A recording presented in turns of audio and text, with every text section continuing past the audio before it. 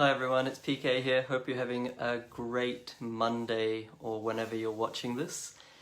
I wanted to talk about today just how many properties you need to generate a good income.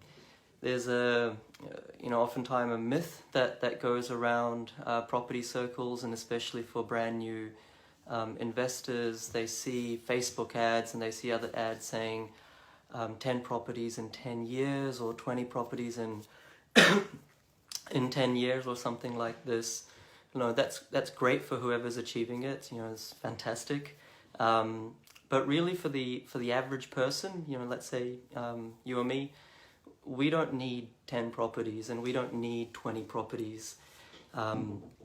It's not the number of properties that actually matters at all. It's actually their value, right? So you could have 20 properties and each of them would be worth, if they're worth $100,000, $200,000, then is that more valuable than having 5 properties at $800,000, right? So really the number of properties it doesn't really matter. In fact, if you have a lot of very inexpensive properties, then you've used your money very ineffectively because the transaction costs of getting in and out of property are quite big.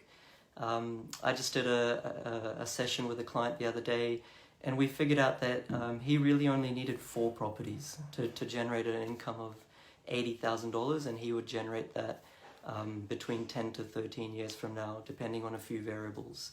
So look, I'm not going to labor the point. If you just understand the mathematics, then you can dispel this myth that you need 10 properties or 15 properties. The other thing to know as well is that even though we want to have more than one property, it's really the rate at which the property grows that will determine the ultimate income that we're getting from it.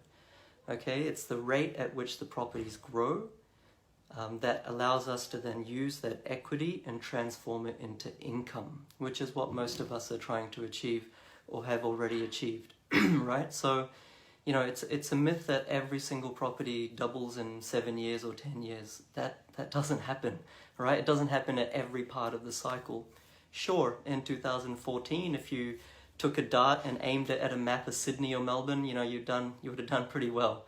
But that's a very unique part of the cycle, of the property cycle. So where we are at now, and probably for the next couple years at least, you need to be very, very scientific about where you buy property. The suburb at which or in which you buy property basically does about 80% of the heavy lifting in terms of capital growth, and you need to be very, very scientific about where you buy.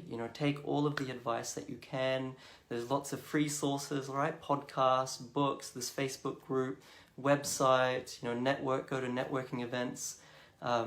There's also paid sources and happy to help out there as well. But really you can do this yourself, to really educate yourself on property takes about, for me when I first started, took about 12 to 18 months, and I really got all of my ducks lined up, and it was well worth the effort. So if you've not yet started, don't be fearful. You don't need to get 10 properties. You just need 4 to 5 very, very good properties.